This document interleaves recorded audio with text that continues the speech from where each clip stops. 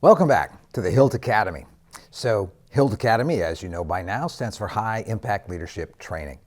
We have a bunch of videos here, which you've discovered. Scroll down your page there on YouTube and you'll see about 100 of these here. We also have a paid side, and that is called the Hilt Academy on Thinkific. There's a link in the comments below and you can see how to get there, where we have several courses that you can take. There's one about how to become a really effective supervisor. There's one about how to be a really effective leader, a whole series of videos on that class, how to lead a really effective meeting, and on and on. There's a bunch of great stuff. So hop over there to the Hilt Academy at thinkific.com and follow that link and you can see what's available there. So I come from a really competitive family. We may be the only family in history to report injuries as a result of an intense game of Pictionary. We love each other, so most of the injuries are just physical rather than deep emotional scars. Winning for me is fun. It is a lot of fun. I love it. I love competition. I compete with myself all the time.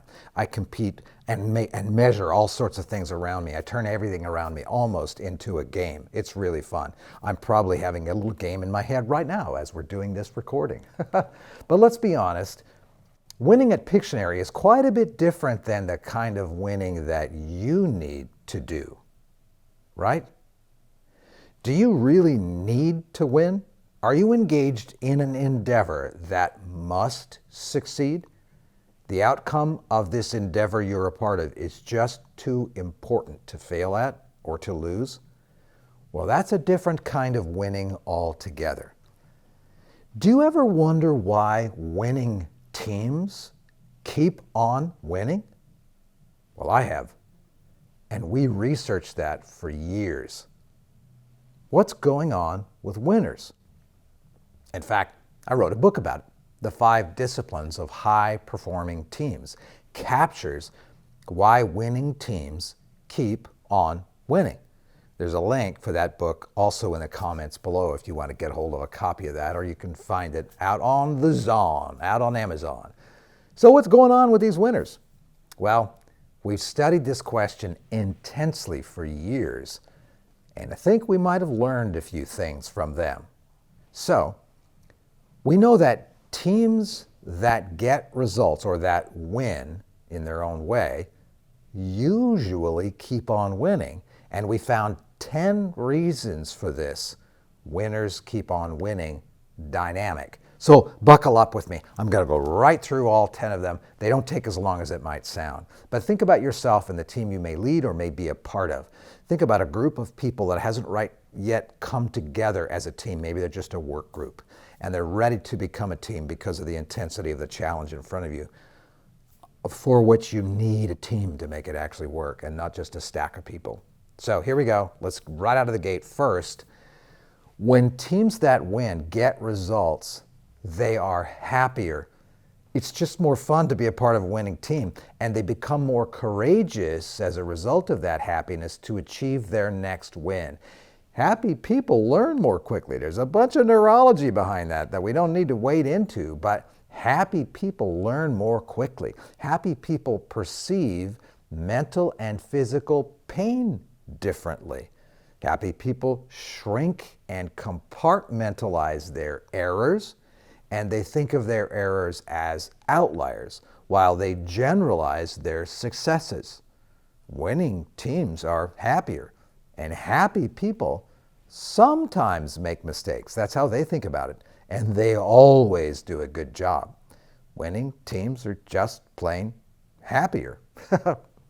No rocket science there, but it starts the snowball of winning teams keep winning, going down the hill. Here's the second one. Winning teams stay engaged in their work longer than losing teams. They just don't want to go home. They don't want to quit.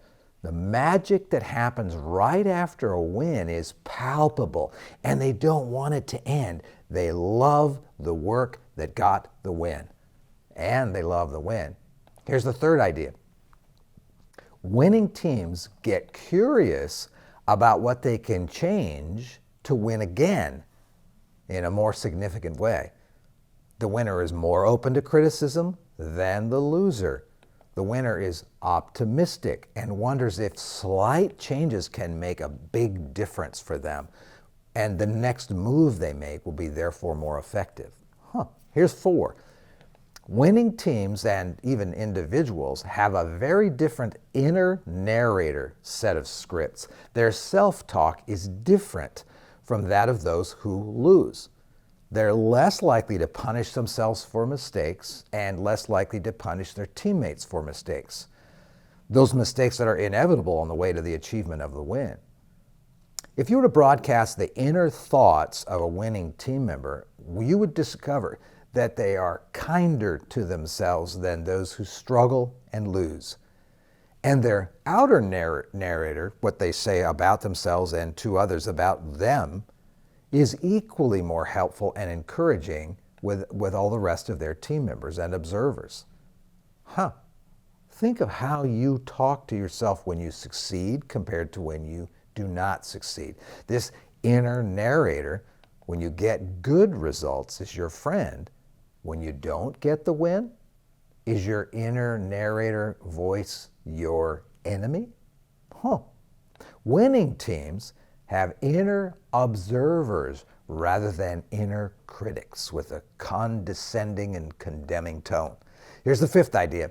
Winning teams create networks of other winning teams. It's just natural. Doors are thrown open to winning teams that are not thrown open to losing teams. Winning teams receive invitations. Losing teams do not. Make no mistake, winning teams will create a cascade of small wins. They deliberately work at getting results. They talk about their results, they keep score of their results, and they celebrate them no matter how small. By contrast, losing teams focus on one big, significant result, and they rarely keep score or keep track even of anything but that one final lagging measure. They see themselves as losing more often than winning. Some even think they lose their way into winning. Odd, huh? Here's the 6th idea. Winning teams are asked, how'd you do that? A lot. And therefore they find themselves surrounded by people who want to know how they did it.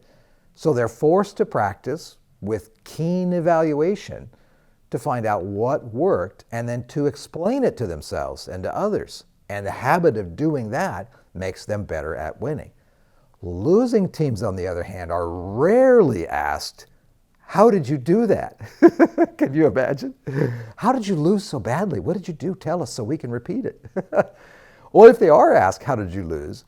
Or if they ask themselves versions of that, like, what the heck went wrong? What were you thinking, right? Well, then their natural focus is on what went wrong and what the mistakes they made and what the misses were. They blame. Enter good old target fixation. What we focus on, we will hit. Focus on mistakes, you're going to make more of them. Focus on the pothole you want to avoid in the corner while you're riding your motorcycle down a country road, inwardly saying, don't hit the pothole, don't hit the pothole, don't hit the pothole. Well, you guessed it. You hit the pothole. It's called target fixation.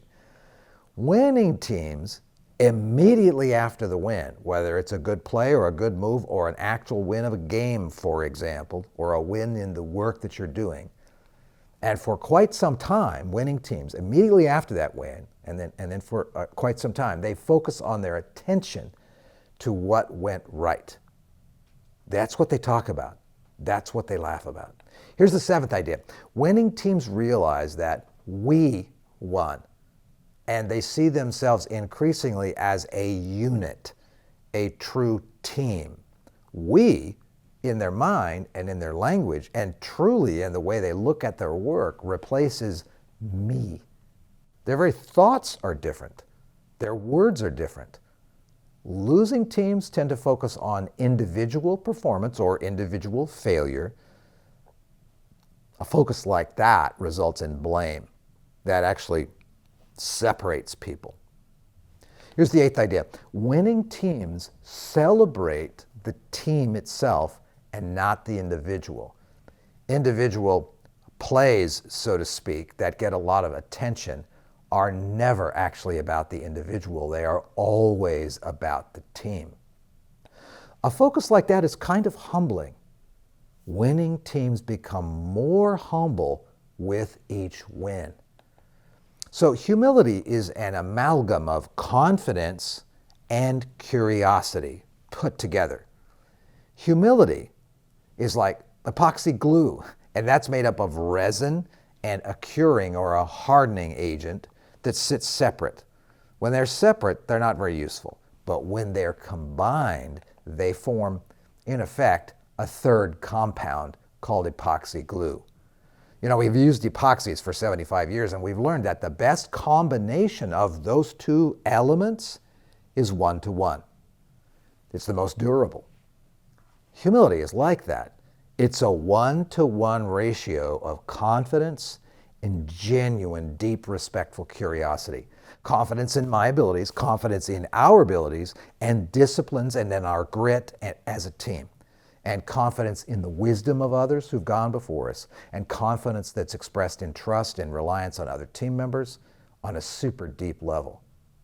Mix that with curiosity, and curiosity is about discovering what's next, what's possible, how can we improve, how far can we go. Genuine, respectful curiosity is about discovery of how things really are.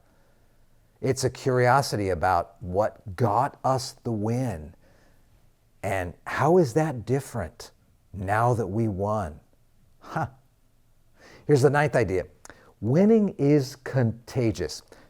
People want to join winning teams in any environment. Winning teams have an easier time attracting top talent who crave teamwork. Nobody's got to be persuaded to join a winning team. Here's the 10th idea. Winning teams have winning leaders.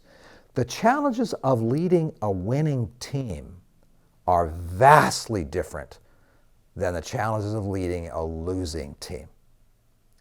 I've long believed that the one who is transformed the most when a team wins and wins again and wins again is the leader. A leader like that is the most confident and the most humble member of the team. Many such leaders of winning teams that I've known throughout the years live in a near perpetual state of joy and awe at what their team has accomplished. And they live in this state of wonder at what is possible. They work to be worthy of their team. Wins create the weight of responsibility to accomplish more, and that weight transforms the leader. So in addition to those 10 characteristics of winning teams, and perhaps the most poignantly, winning teams celebrate. They celebrate a lot. They celebrate with stories. The stories that they tell themselves about themselves profoundly shape them and serve to build a shared history and a shared culture and a shared memory. And we've long known that we are, as individuals and in groups, formed by 3 very powerful forces. The stories that we believe, that includes the stories we tell ourselves, whether they are right or wrong, the habits and the disciplines that we practice, and third, the people with whom we deeply engage. In short, the people we choose to trust and depend upon. Winning teams are deliberate about curating the stories that explain their success, the habits and disciplines that they employ, and the people that they rely on. They're deliberate about it. With these 3 powerful forces carefully and intentionally curated, it's almost as though they can't help but win. So, do you have a team like that? Do you want to have a team like that? You can have one. You can lead one. Begin by putting yourself in a position where you have to win.